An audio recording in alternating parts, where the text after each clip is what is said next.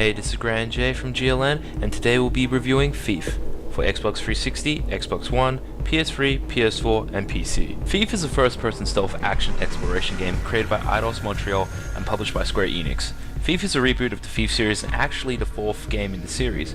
The game is set in a steampunk Elizabethan England-like metropolis. You control Garrett, Master Thief, as he becomes tangled up in a dark supernatural plot during a theft. This job's getting more complicated by the second.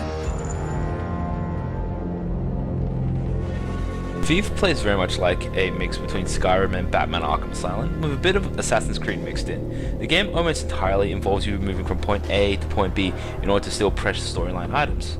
Similar to the Arkham series, the game gives you many strategic options and paths when it comes to being sneaky and deceptive. Levels are purposely designed with many different possible pathways and solutions, giving players the freedom to carefully pick their own way through levels. The openness really gives you a sense of choice and strategy, and is very fulfilling to play through. Also, much like the Arkham series, you have a wide set of tools and items that you can use to get through sticky situations. You can use water to put out torches and to create additional dark spots. You can use ropes to open up certain paths. You can purposely create noise and distractions to divert attention of guards, or you can simply shoot down key guards with your bow and arrow. Although you aren't as spoiled as Batman with your arsenal, you also don't have to defeat every guard in the room in order to proceed. In fact, you're encouraged not to. The game uses a stealth system much like Skyrim's, where everything you do all affect the guard's awareness to varying degrees, from your movement speed to efficiency at unlocking doors to getting around noisy obstacles. It really gives you much more attention than you would see in a Batman game.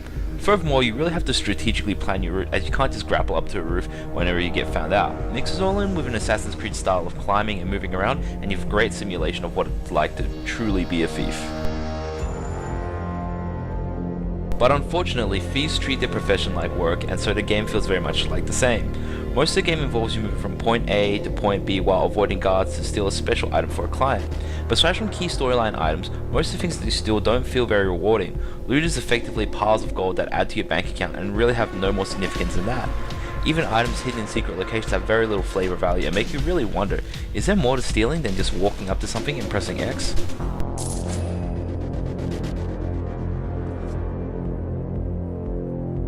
The game further goes to mention that you're a thief and you're specifically not very good at combat. This is totally true, as Garrett is a complete wimp who will lose one-on-ones with basic police and guards. So with this in mind, you can throw out the expectation of boss battles. There's effectively only one real boss battle in the entire 7-chapter main storyline, which kinda sucks as there isn't much of a crescendo for beating any of the levels. You'll generally be rewarded with an interesting cutscene at the end of a level that will move the story along, otherwise there's just not much else that happens. You don't unlock any new powers, you don't get any new tools, you just get in, get out, and get paid. So the game kinda gets repetitive and dry for some, as you don't feel like you're making any personal progression with the game, as you just wildly chase down small trinkets. The presentation of the game is reasonably good, but doesn't quite cut what we should be expecting from the end of Generation 7 and the start of Generation 8. The game's graphics are about what you would expect a year ago, but it still easily clears basic expectations. Besides an occasional bug here and there, the sound was exceptionally well implemented. It doesn't necessarily have the greatest soundtracks that will hook your ears, but damn, they know how to create an amazing atmosphere. Certain tracks really made you feel the tension of sneaking into places that you shouldn't be in. You really got immersed into the atmosphere. Surrounding and ambient noises were all pretty good as well, and sometimes made you double take to make sure you were okay. While you were in town, there were plenty of conversations you can eavesdrop into for more context within the game, or interesting clues for things to steal. Occasionally you'll hear some pretty funny conversations or even the random Easter egg. Hey, you don't suppose we, you know, cock rings and stuff, do you? Hope it's not What the me. bells is a cock ring? It's a ring for, you know, gentlemen. Winding me up. No.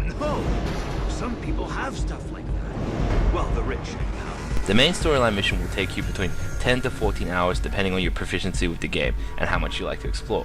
Besides this, there are side missions available you can take for extra gold, where you explore the town and steal specific items. They aren't that rewarding in-game as they don't provide upgrades or much value to the story, but they really force you to explore the world that you live in, and you'll gain a lot of knowledge of all the hidden areas and hidden passageways.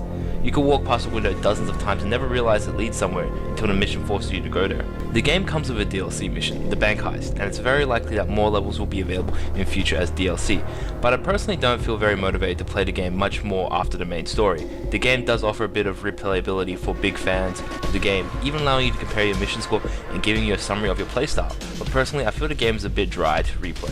Finally, one last thing I want to emphasize is the pacing and tutorials of the game. The game starts you off with teaches you play tutorial and will reveal to you the basics of the game, but after the first level you no longer really receive any help or advice about the game. Typically most other games will introduce a new gadget during the level and will have several challenges following it that reinforce when that gadget's useful.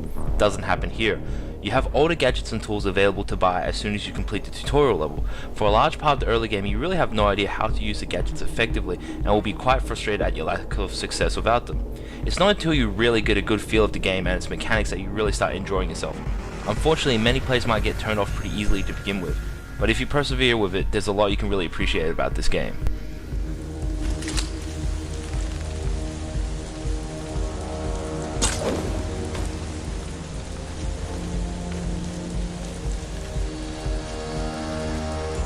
So how do I go about summarizing this game? I have pretty mixed feelings about it. I really appreciate good gameplay mechanics and depth in games. FIFA really delivers on these on two fronts, but at the same time, the game is kind of repetitive and doesn't have a lot of outside the gameplay to keep you interested.